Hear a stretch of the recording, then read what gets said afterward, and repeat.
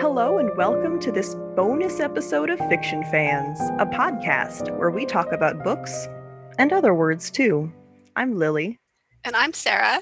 And today we have with us Justin Gross, book reviewer over at FanFiAddict and just all around great person. Hello. Thank you for having me. It's so wonderful to have you. Thank you for coming on. I'm really excited. Well, we have a pretty fun topic set up. Well, a fun topic and also extremely vague topic. So we'll see where this goes. Yeah. But I think the mot du jour is obscure childhood books. Are we not going to do what are we drinking, reading, and read anything good lately? Our normal intro? After I introduce the concept, we could shake things up for once. It's all right. Sure. I prepared a drink specifically for this. Oh, so we better ask. Oh, that's exciting. Yeah. What is your beverage?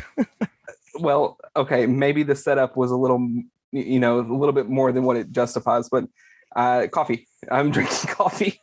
Oh, coffee always requires setup. Never apologize. Yes, because without setup, coffee would be black, and I don't drink black coffee. So. Oh, so how was yours prepared this evening? Just creamer. Sorry, again, more setup than it needed. That's also how I drink coffee, so. I don't drink coffee at all, so. Really? That sounds like a you problem. Yeah, that's weird. That is a me problem. I'll drink Starbucks occasionally, but. That's not coffee. Yeah, exactly. See, that's what I'm saying. I don't drink coffee. Well, what are you drinking tonight, Sarah? I was feeling a little bit under the weather today. So I'm trying out my mother's cold remedy, which is tea with a dash of Lafroig in it. Sounds like a wonderful evening. That'll do it. Yeah, I am feeling better. So It has antibacterial properties. Exactly. It's killing all of the germs. And you, Lily? Well, I am drinking Costco brand premixed margarita, which is technically considered a wine cooler, according to the label on the bottle. So, a throwback Thursday. It's not Thursday, but to youth. Yeah. I don't know that they have wine coolers anymore, or at least that they're not called wine coolers. Yeah. So definitely a throwback. But it's limey and delicious and cold, which matters because it's over 70 in Seattle, and that's unacceptable. Horror.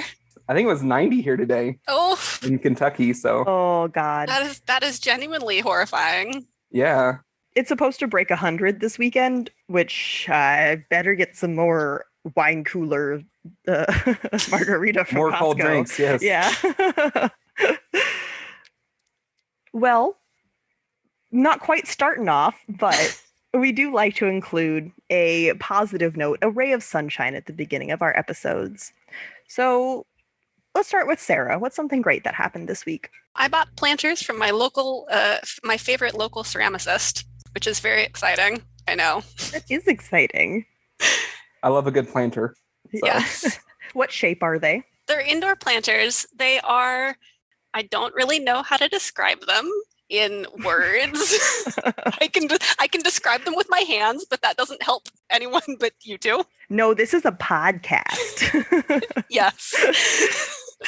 But they're lovely, and her name is Amy Hamley. She works out of Berkeley, and she's just a wonderful person, and I love her work. So I was very happy to buy planters. Wonderful. Justin, what's something excellent that happened for you this week?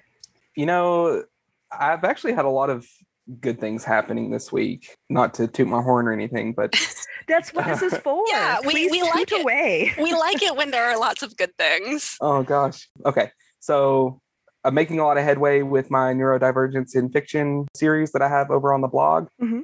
I've got a lot of cool authors that I've been talking to that are going to be contributing articles to the series, so I'm really excited about that. That's fantastic. I know we've been keeping up a little bit with some of your previous articles. It's just always exciting to hear about what's coming up next. I read them religiously. They're so good. For listeners who haven't checked them out, you really should go and read them. Justin has curated an excellent set of articles. Oh, thank you so much. I really appreciate hearing that. It seems like, especially where I'm, publishing articles on a blog, it's very rare that I get any type of feedback. So anytime I hear that someone is enjoying it, it feels very nice. So thank you for that. Yeah, no, it's a highlight of my Wednesday. It really is. We need good things on Wednesdays. So. Yes, that we do. Speaking of good things on Wednesdays, my good thing is a dear friend of mine had her birthday over the weekend, and we sort of had an impromptu birthday party. There was like 6 people. We're not talking about a rager here or anything, but it was also the most human contact I've had in a little while. So that was really nice. Yeah, that's very exciting. I've enjoyed not having human contact. So Yeah, I was gonna say I'm very happy for you, Lily, but also glad that that wasn't me. yes, exactly. If he can stay like this, I'll be okay. Yeah, I like having an excuse to turn down social events. Yeah, it's so much better when you're not invited to things because then you don't have to turn them down. So if there's just nothing happening, that's wonderful. Or like, I'm sorry, but I'm just not comfortable leaving the house right now. I can't, Yes. you know. Exactly, a built-in reason. It's a nice built-in excuse. Well, I'm sure you can keep using your excuse. I mean, I am. Yeah. Other than what we're going to be discussing today, have you read anything good lately? I'll open to the floor. So I didn't actually read anything for the podcast this time, which is a change, but we're having a more open-ended conversation. I've just been reading book 13 of The Wheel of Time, which is Towers of Midnight. Yeah, Towers of Midnight. So I don't have much else to say, just Wheel of Time. So how are you liking it now that you're getting toward the end? I'm enjoying it. I've actually really enjoyed the series as a whole. I would like to reread it at some point, not anytime soon, just because I think... You want to reread it? You have to. I think there's a lot that's woven into the beginning that you don't recognize as being important or as being foreshadowing until you get to the end of the series. Yes. You have so much more patience than I do. I do want to go back and reread it, but on the other hand, I don't know when that's going to happen because I need a break from Wheel of Time. And also there are so many other good books out that I want to read. Joining book Twitter has been horrible for my TBR pile. Yeah, I completely understand that. It's actually very hard for me to reread any books because there's always something that I haven't read yet that I want to get to. So it's hard to justify going back to read something that I've already read before, even if I really liked it. Yeah, exactly. I'll reread things. Well, we're rereading Discworld for the podcast, of course. And I'll reread things if I need a comfort read or if I'm in like a reading slump. But for the most part, I do try to read new things just because there are so many good books out there that sound awesome and I want to read them. Exactly. My answer's kind of a downer. Oh, no. So I work in advertising, and we had a client who asked for trends in a post-COVID world. And it's like, first of all, people are still dying. So Yeah. I don't know if I'd say post-COVID. We're not quite post-COVID. It's very optimistic of you. So I've been frantically Googling for things, and I've read a lot of articles about, public transit is at 85% capacity and all of that stuff. And commutes are back up to over an hour. Yay! Apparently, Great.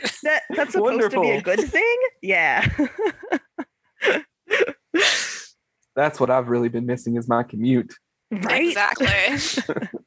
It's like, oh, good. Everyone is on the freeway at the same time. Success. That's what we've all been missing. I don't know. The pandemic thing. I've missed weird impromptu birthday parties. Not an office. I'll tell you that.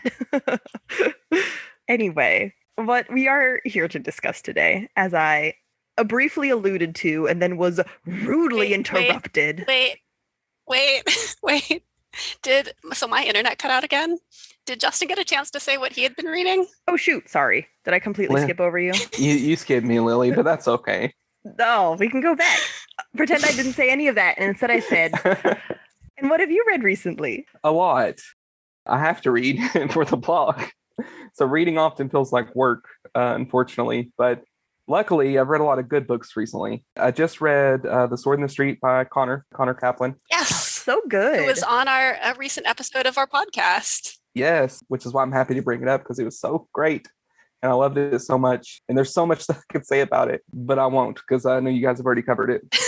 Well, but this is a good chance to plug. You have you wrote a review for it, right? I did. Over at the blog. Yes. Yeah, I did write a review for it. It's actually been a very oddly successful review, not because I think it's undeserved, but this book isn't the one that I would assume that would all of a sudden blow up, with views. Mm-hmm. Well, he's a debut author. That's true. Good for him. That's true. Yes, and I'm very happy because I do think a lot more people need to read The Sword in the Street. So I'm very glad to give it, even a little bit of exposure that I'm able to. But other than that, other than The Sword in the Street, I actually read a book recently called The Pile Driver of Fate, which is sounds really weird because it's basically a fantasy version of like professional wrestling, like WWE. I didn't know I needed that in my life, but suddenly I do. Yes, it works so well for some reason. I never thought that something like that would translate so well, but it really does. And it was really fun and really reminded me of my childhood in a weird way because I grew up watching wrestling with my dad. My dad's no longer here. And so it was very moving to read it because it reminded me so much of the past. And it was just really fun. So The Pile Driver of Fate was really good. Who's the author on that?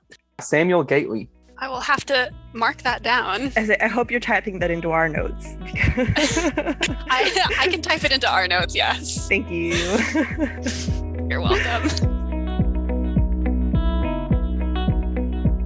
Well, Justin, you mentioned that reminding you of your childhood. And that is actually what we are here to discuss today. Not your childhood, but books that we read when we were children, with the sort of broad overlay that we felt were obscure at the time. We'll see how that plays out in the conversation. That's a jumping off point. I have thought a little bit about this question, but I was just wondering, let's just start with a book title, series, author that you felt extremely special for reading when you were young that may or may not have actually been obscure. So Justin, what's one that you read? Okay, so one that I read when I was younger, it was kind of difficult for me to answer this question, or when I was thinking of it, to come up with one, because I didn't read a lot of books that were for my age group. I read a lot of adult fiction when I was young, even when I was like in elementary school. So the one that I settled on that I think was pretty obscure is The Scions of Shannara by Terry Brooks. Yeah. I think that's even obscure nowadays. I don't think it's very popular just because it's so old. I think it came out in the 80s. So it was kind of old even when I read it. Is that the one that the Netflix special is based on? There was... Am I putting my foot all the way in my mouth? I thought it was MTV and not Netflix. Yeah, there was an MTV show. MTV, there we go. Yeah. But I was close. I quite like the show. Yeah. Lily and I watched, and then we were going to watch season 2 and together, or remotely together, and Lily fell asleep on me, and we never ended up watching it. I'm sorry. But yeah, that is what it's based on. That totally counts, because just because you know now that, of course, other people are reading it, my answer is anything by Jerry Spinelli, who, of course, is a hugely popular, like, young adult novelist, but just at my particular elementary school, I felt like the only person who was reading it. Like, I don't know. No one else read his books, but I read every single one. I mean, I'm still not familiar with Jerry Spinelli, so. Yeah, I don't know who that is. I'm sorry. So I'm still a little correct. You're still a little right. My answer for this, or I have a couple of different books that I picked out because I read a lot of my mother's childhood books. So understandably, people my age were not reading books that came out in like the 30s to 50s. Gee, I wonder why. But one of the series that I really loved was The Chronicles of Prydain by Lloyd Alexander.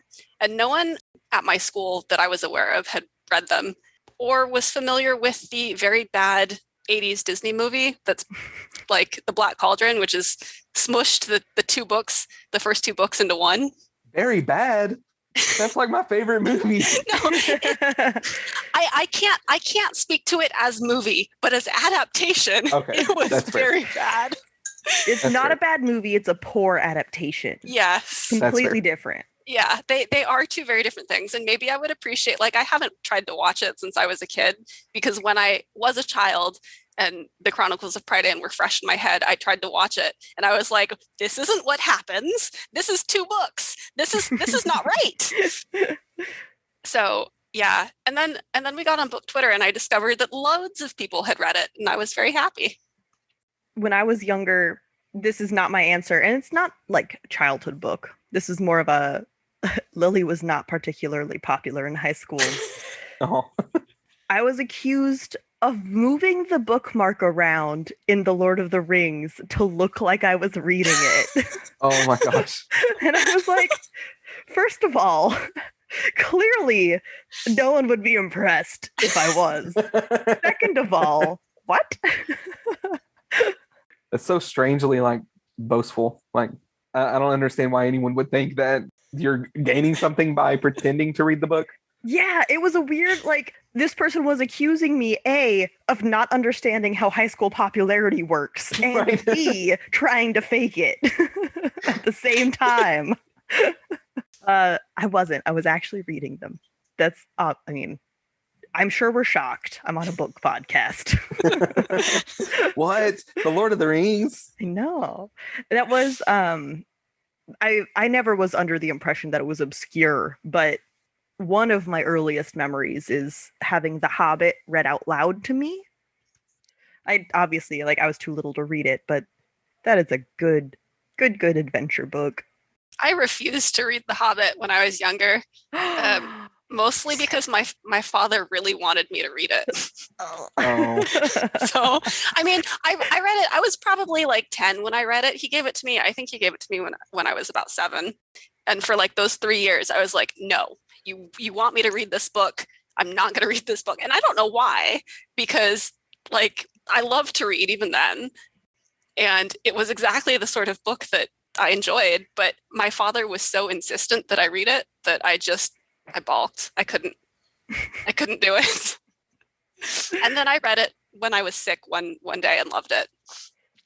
Did you hate yourself for loving it? No, I was okay with myself for loving it. I don't even know what I was thinking. Like, what was I even thinking? Yeah, what was I even thinking? I think I very ruefully told my father that yes, he had given me a good book. I didn't like admitting that he was right. Naturally.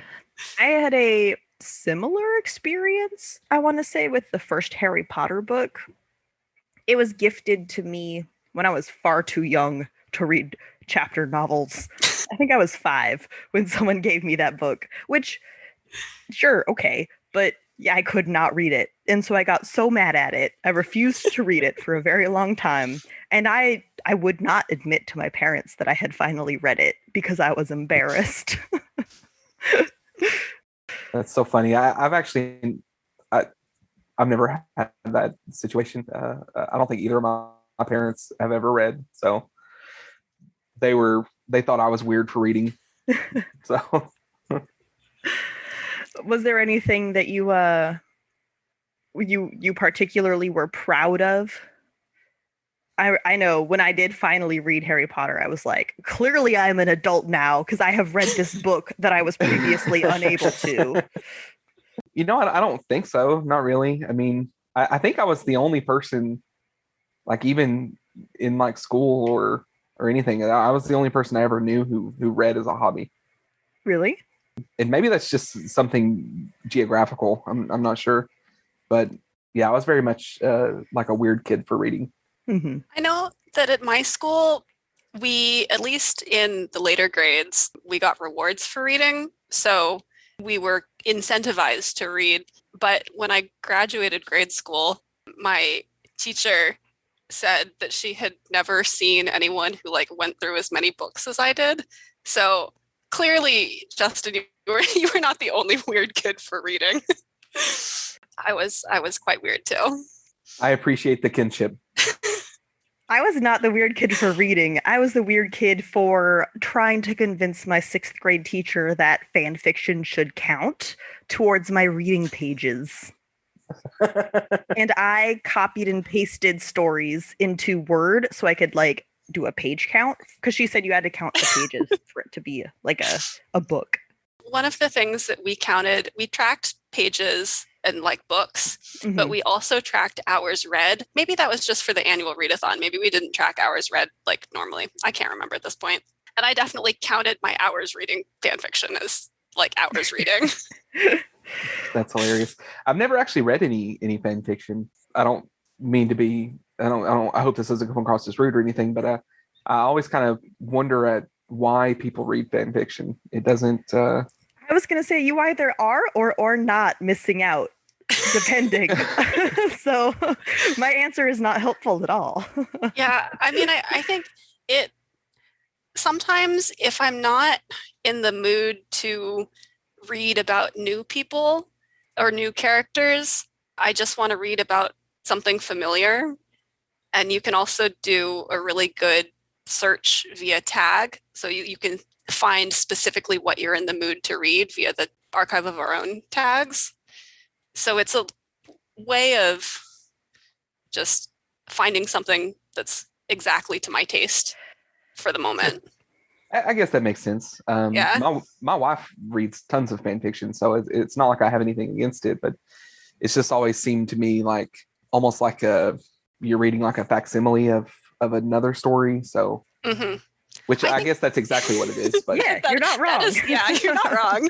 I think people either are or aren't fan fiction people.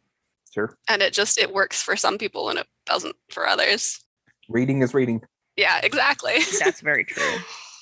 I think for me, it was access to short form stories that I wasn't familiar with at that age. Now I know that literary magazines exist. You can read short stories. That's a thing. But when I was, 12 or whatever, it was either pick up an entire book or find like a nice quick little piece of fan fiction. Sure. Yeah, I think to me, fan fiction definitely filled the short fiction hole that I didn't even realize was a whole genre. It's funny because I don't think I was reading it for short fiction. We do have very different habits. We do have very different reading habits when it comes to fan fiction. I think maybe I never started it because I didn't really have the internet access growing up. And that's kind of a blocker. Yeah, exactly. Unless like, somebody's printing it out and passing it around at school. But those aren't the circles I ran in. So I don't know. But also I haven't like used e-readers or anything, which I don't know if fan fiction is on. I guess probably not, huh? You can, sure. But there are hoops to go through to get it on there. True. Yeah.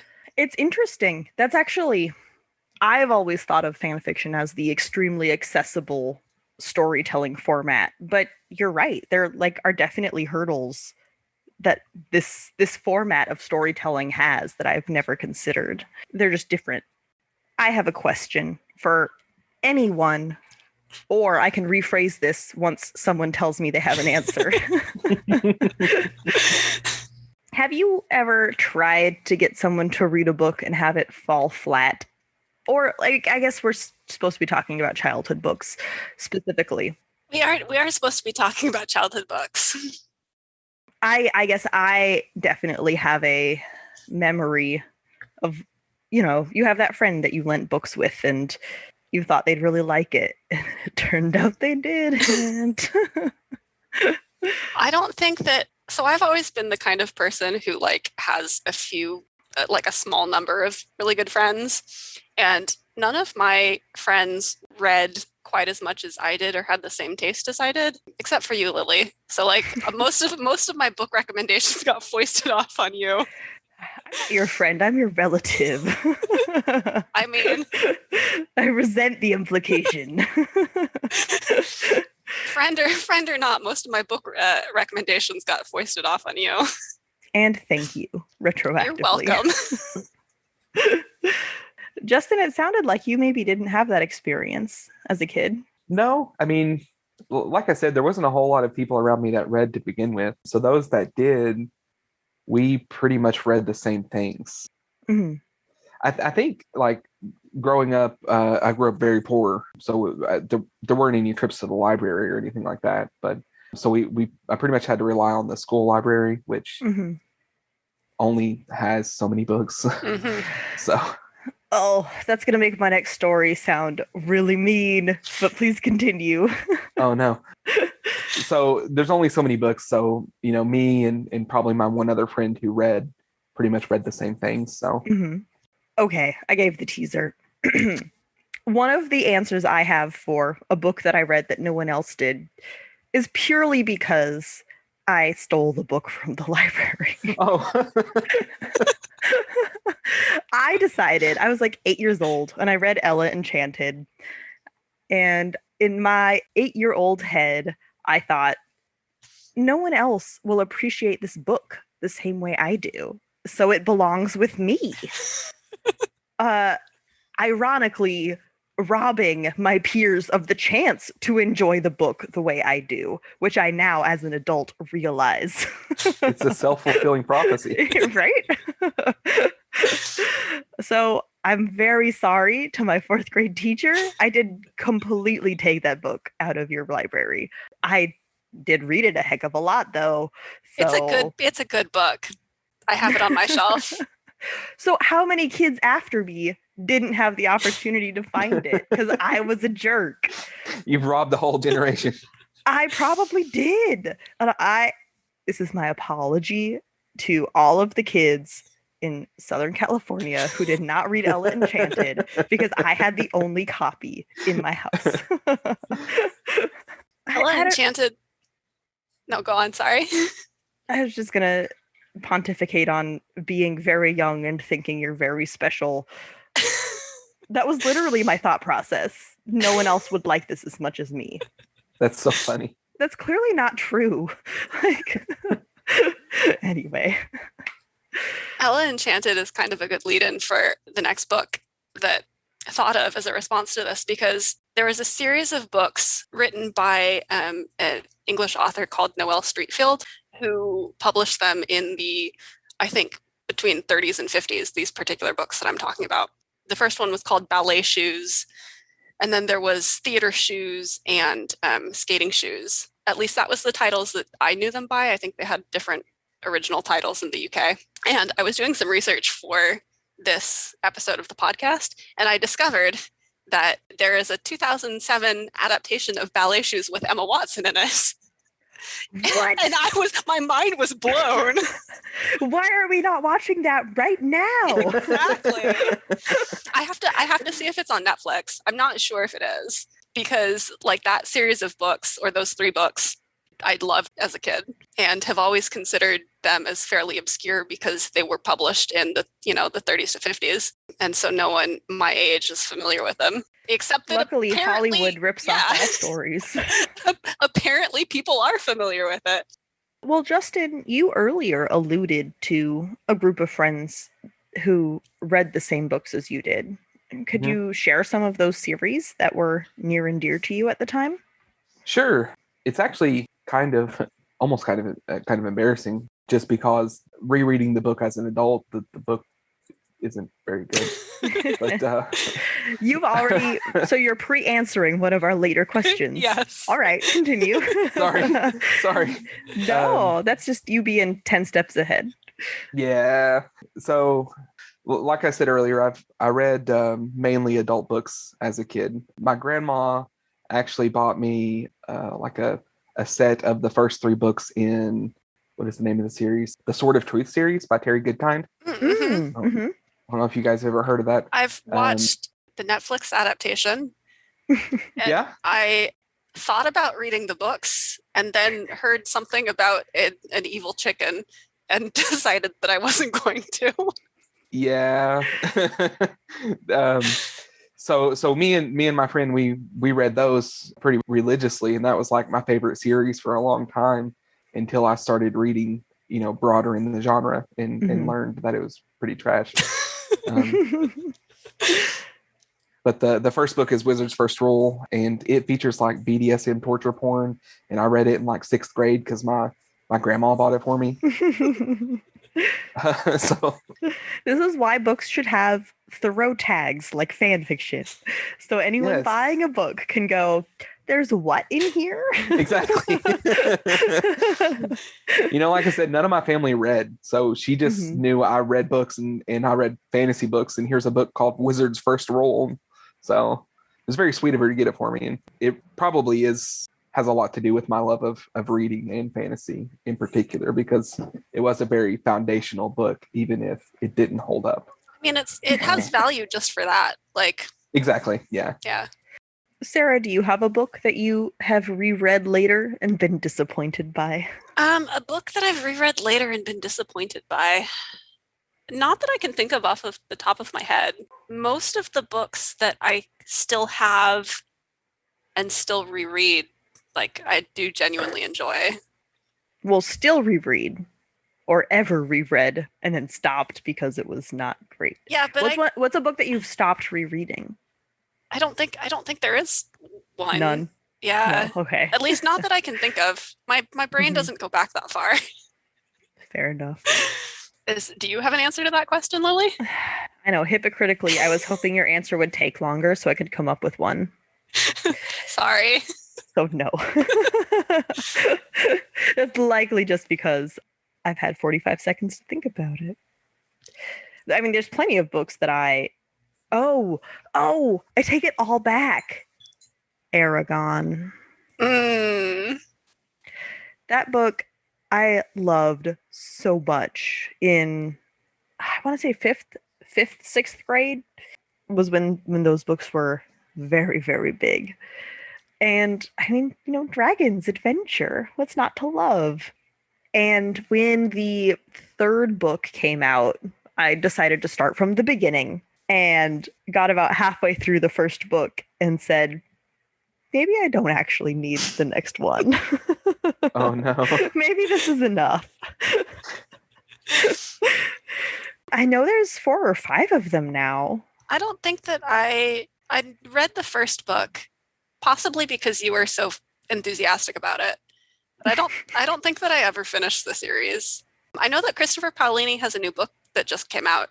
Mm-hmm. I think it's called To Sleep in a Sea of Stars. Yeah. Does it stand alone? It's not related, right? I don't think it's related. It's a science fiction novel. So no, unrelated. Yeah. But I've actually heard a lot of good things about To Sleep in a Sea of Stars, so I'm very curious. Yeah, I mean, I'm sure that since he's been writing a lot, like I'm sure that he's improved over the course of the period of years. Yeah, I think he wrote Aragorn when he was like 15. He was really young, is my recollection. Which, I mean, good for him. Like at 15, I could not write. At 31, I can't write. So, right, exactly. Like, good for him. I'm not shitting on anyone for writing bad books. Just finishing a book is such an accomplishment. It really is. That alone is enough, frankly. Yeah. Like, we could talk later about quality, but he finished a whole book when he was a teenager. That's wild. He finished a whole book and got it published, which... Well, his parents owned the publishing press. Yeah. I don't know if that counts. Maybe not. Yeah. But he finished a whole book. He finished a whole book, yeah. And it was popular enough that it got a movie deal, and that's not his parents owning a publishing press. That's true. So I actually didn't know he had something coming out soon, and I would love to read it because, like you said, he's older now, and I bet he's grown as an author. And I would be really excited to see where he's gone since then, since it was so influential to me at the time as a kid, even if I only read the first 2 and stopped, even though there are 4, apparently. Yeah, from what I've heard of To Sleep in a Sea of Stars, from people who read Aragorn and whatever that series is called. The Inheritance Cycle or something like that. The Inheritance Cycle, yes, exactly. I've heard that they could tell that he really has grown as a writer, which I think he's probably around our age, right? I think so. In his early 30s. Yeah. Wikipedia says he is 37. Okay. Oh. So, Yeah. a little older. Yeah, well. I have an impromptu pet peeve.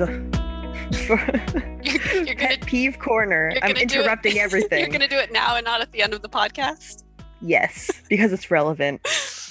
My biggest issue with Aragon is that now everyone pronounces Aragorn's name wrong from The Lord of the Rings. Yes. Yes, I hate that so much. Yes. It's very hard because that's not something you bother to correct. That's extremely pedantic, and I try not to be that person. I'm not going to say I'm not. I'm going to say I try to be. But I completely 100% blame Aragon for mispronouncements. Is that a word? I don't know. It is now. Mispronouncements of Aragorn. There's more than one R in Aragorn. That's all I'm going to say. Thanks, Aragon. Yeah, it's your fault.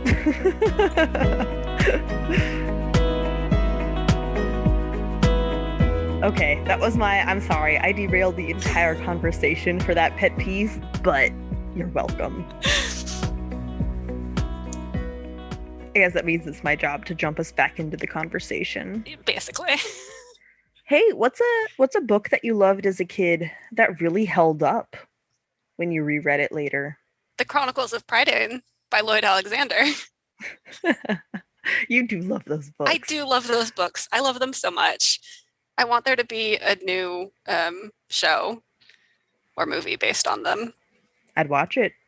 Yeah, I hope that I'm not remembering wrong, but I think I've heard that they are making a new. There have been rumors. I think there was an article going around at some point last year that was talking about it, but nothing has been confirmed. Gotcha. Was it a Disney movie back in the day? It was a Disney movie that came out in the 80s, yeah, called The Black Cauldron, and which was the first two books. It's probably in their host of, we have to redo these movies to keep copyright. Right. Well, if they redo it, I hope that they redo it good. Or I should say, because I know, Justin, you like the movie, I hope they redo it as a proper adaptation. Sure. That's fine. Yeah, I never read the books, so I can't comment on whether it was a good adaptation or not. I'll have to trust you on that. Yeah. I watched the movie so many times when I was a kid. Yeah. Like I said, I couldn't get over how different it was. But I would actually, now I would like to rewatch it because I think I would be able to better separate my feelings about the books from my feeling about the movie. Justin, do you have an answer for that? Yes, actually, Redwall by Brian Jakes. Redwall? Yes. Yeah, Redwall. We were just talking about that. Yeah. I love Redwall, and I've read it several times as an adult. I read it to my daughter when she was younger, and I just love it. I love the whole series.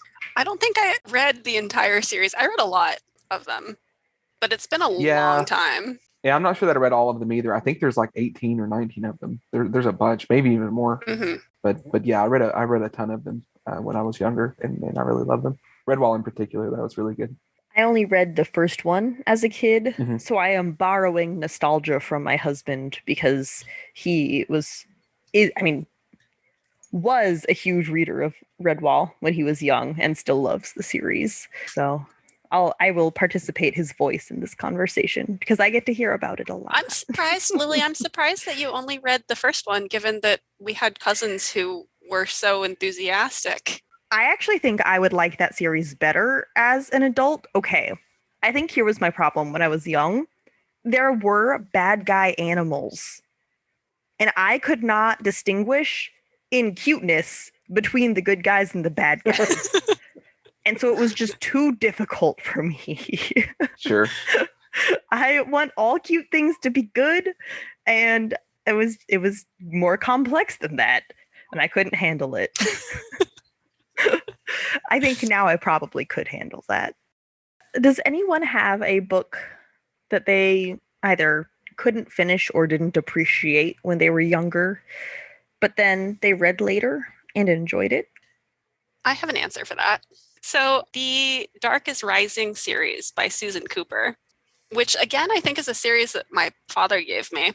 And I read the first book when I was a kid, or at least I must have finished the first book because So I'm jumping ahead to the end of the story. I read the series last year and really enjoyed it. And I must have read the first book in its entirety because it was all very familiar. But when I was a child, I never got farther than apparently the first. I didn't even think I had finished the first book, but I never got farther than that. And I'm not sure why, because it is so like very up my alley. It's like reimagined Arthurian legend with, 70s British kids, which is totally my kind of book. Actually, I guess they were like 80s kids. No. Text copyright 1965. Okay, this edition was 1989. But so 60s children. Yeah, so I loved it when I read it last year. But as a child, I just couldn't get into it for whatever reason. Justin, is there anything that sounds like that for you? I don't think so. I'm very easy to please when it comes to books. So I've been trying to think of if there is something that fits that, but I think I don't know that I've never not finished a book. That's impressive. Yeah. Well, okay. One of the books that I'm thinking of, I lost because I was a child. So A, that's not my fault because I was a child, and B, that's not the book's fault. No, that doesn't really count. Yeah. I gotta stop going after you. You make me sound like, well, in comparison, my answer is not nearly so nice. But the entire gosh dang sci-fi genre is my answer. I refused to read science fiction until I was like 14 or 15 years old. I wouldn't watch movies. I made my parents turn off Star Wars. Like, I was a jerk. Oh, wow. I was an only child, and I flexed that power. For what reason? I really bought into the sci-fi versus fantasy. I was really into us versus them when I was very young. Sure. And that was the us versus them that I just like really latched onto. And no, I read fantasy, not sci-fi, for an embarrassingly long time. I clearly eventually got over it. What was the science fiction work that got you out of that mindset? The Expendables by James Allen Gardner, I think is his name. I have not reread it recently, so hold on, I'm Googling if I got his name right. Hey, I did. Cool. Congrats. I haven't reread it in a while, so my recollection might be very rose-colored. It's also not a YA novel by any means, but it has to do with a weird future. I'm not going to go as far to say dystopian, but a future where people with disabilities are exploited to explore dangerous planets. They are the Expendables. And the main character is a woman who has, it's so silly too. She has like a birthmark on her face. That's her horrible disfigurement. But that's kind of the point, right? Like this society has deemed anyone imperfect as expendable. And she's an explorer. And so she is seeing these planets that no one else gets to. And that's all I'm going to say. Obviously, there's more to it, but that's like the main premise. There's a series of books. There's, of course, a conspiracy involved. Of course. But her waking up on a planet that she was not supposed to survive, that's the conspiracy. She wasn't supposed to survive getting to this planet. And then her waking up and exploring it and dealing with the native population and her having this baggage of, I am not supposed to be a representative of my people, but that's the situation I've been put into, was fascinating to me. And yeah, that actually sounds really incredible. I hope I'm not misrepresenting it. I hope it's as good as I remember. Well, the premise anyway sounds good. And who did you say the author was? James Allen Gardner. I'm going to have to add that to my list. I remember 3 of the novels and loving every minute of them. And I did read them more than once. I just have not read them in the last 5 years. 5 years is So- actually pretty recent, though. Yeah, I haven't read them since I graduated from college. That might be longer It's than been- 5 it's been- years. It's been How longer does than math 5 years. work? All right, fine. I mean, only by a couple of years. Like, you're close. I'm giving myself the caveat in case, someone like Justin reads them and goes, "You liked this? This is pure trash. This What is in the world?" horrifying." So sorry in advance.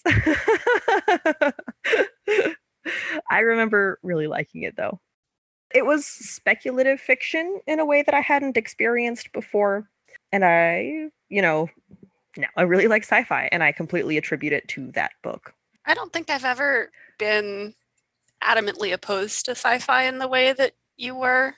Which is funny because I now like it much more than you do. Yeah, I mean, I definitely fall on the fantasy side of reading, just in my preferred tastes. But I know that I was a big fan of the Dragon Riders of Pern series by Anne McCaffrey, and I liked them a lot more when they were just fantasy. And I think I sort of trailed off reading them when they became harder sci-fi. Because in the beginning, they're all fantasy. And then slowly they discover the remnants of this ancient spacefaring civilization, and they get technology. And I was like, no, I don't want that. I just want dragons. I have to ask, is that sci-fi or is that just space fantasy?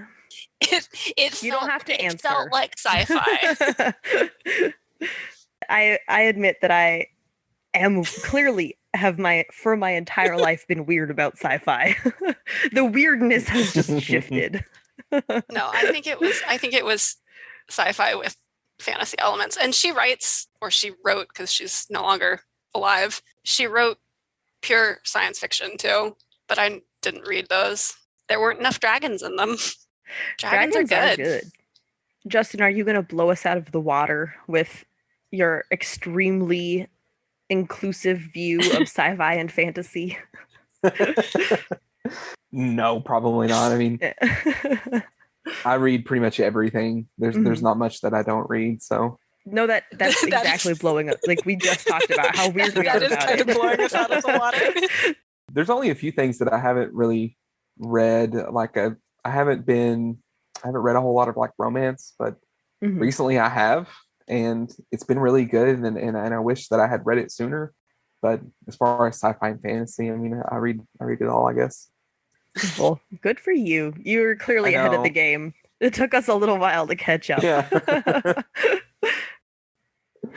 It's true, though. As a whole, we obviously gravitate towards fantasy, but I think that might just be a self-fulfilling prophecy.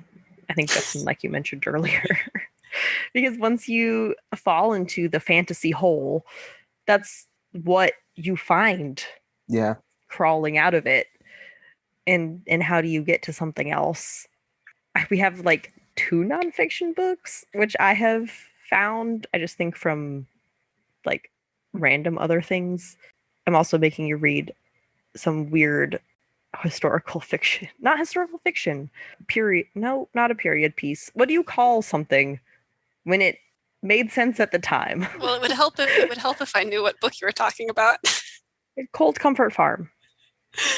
I don't know because I don't really know anything about the book. It was a parody in the 30s.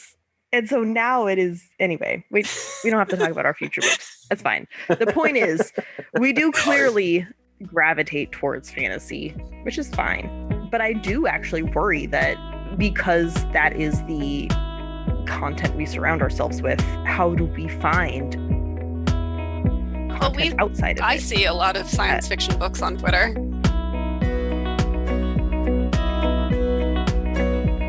So are there any other books that you really remember resonating with you as a child that we haven't talked about yet? I don't know about resonating with me particularly, but there is 2 books called Gone Away Lake and Return to Gone Away by Elizabeth Enright that was published in Gone Away Lake was published in 1957, and the copy that I have is my mother's book, and it says, "This book belongs to Becky Rotman" in the cover that she wrote in. No.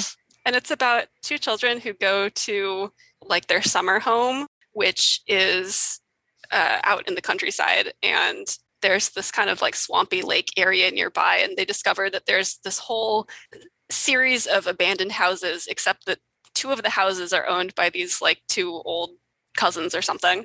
And they make friends with them. And they keep it a secret from their parents just because, you know, it's nice to have a secret from your parents. As you do as a child in a novel. As you do as a child in a novel. And there's no real like plot beyond that and no real conflict. It's just, it was kind of a feel-good book that I really enjoyed. The last time I reread it must have been like 3, 4, or 5 years ago, maybe. And I still enjoyed it. Like, it's not heavy reading or hard reading.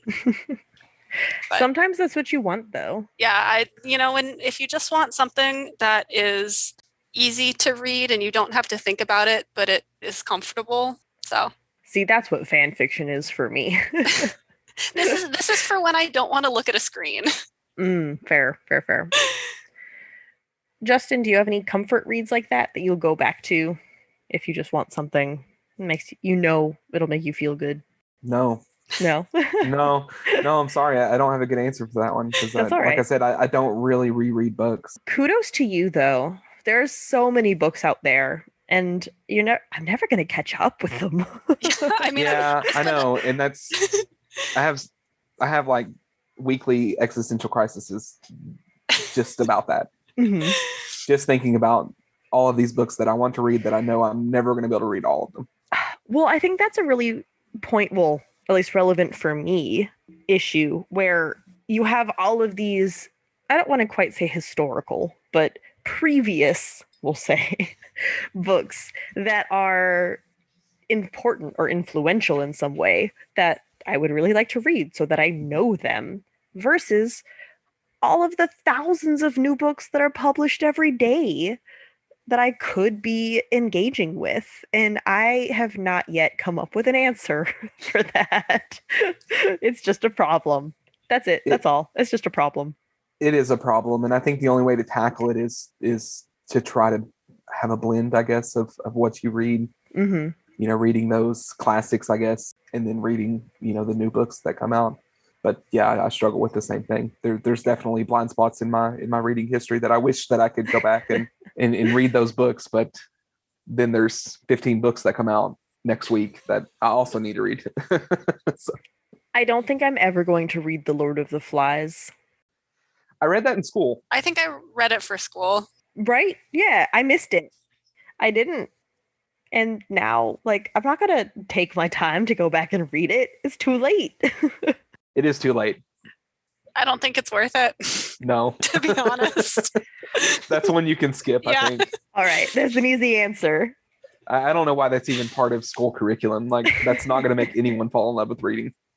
Yeah, no, I didn't enjoy that. This is purely not even anecdotal. I'm trying to recall an article that I didn't read entirely, but apparently that kind of actually happened. There were children stranded in a place. Oh, but didn't they all like band together or something? Yeah, they were all super nice and helpful. So The Lord of the Flies is just nonsense. That's all. That's it. The only thing I remember about The Lord of the Flies is that I had some sort of writing assignment to do for an English class that related to it. And I think that's the only writing assignment that I was ever proud of the result. Well, good for you. I am not a writer. I've also never read The Diary of Anne Frank, which I feel like I should read eventually. I don't know. That's one that I think is probably worth it. But also, aren't you supposed to read it in middle school? Am I too old to read The Diary of Anne Frank? I don't know. I don't think so. Yeah. No, I don't think you're too old.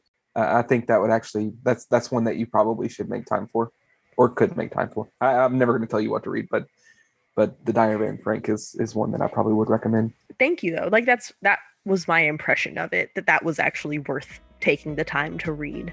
Mm. And there's so many. And how do you sift through them all? Through recommendations. So thank you for helping me. Recommendations, yes.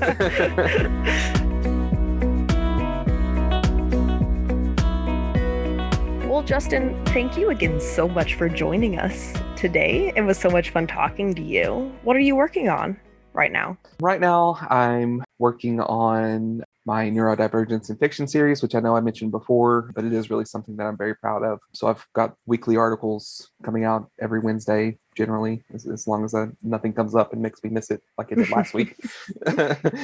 But generally every Wednesday, I have a new article for that coming out. And other than that, the SPFBO competition, FanFiAddict is one of the judges for it this year. And that's exciting. Yeah. So we're working on that, reading a lot of books, interviewing a lot of authors, that kind of stuff. Oh, that was such a... I'm not going to comment on this. Yeah. We get it. You're not going to tell us any secrets. That's fine. Yeah, no. Yeah, no, it's exciting. Moving on. All right. And FanFiAddict is... We'll put the link in the description for the episode, but that's probably where people can find you the most. But you're also on Twitter. I know. That's where I know you from. Yeah, Twitter. So I'm on Twitter, Instagram, Goodreads. They're all the same. It's at plot_head, PLOT_HEAD. I don't think we follow you on Instagram. I'm going to change that. Yeah, I didn't realize you had one. Oh, no. So I rarely post on Instagram. That's okay. We can still follow you. I post much more regularly on Twitter. Us too. Well, I say us, but me, because I'm the one who does all of our posting. Well, thank you again for joining us.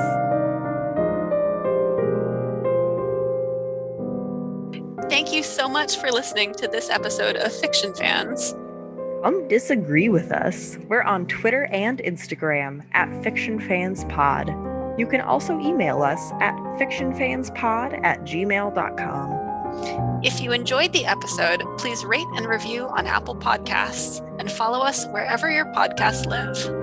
Thanks again for listening, and may your villains always be defeated. Bye. Bye.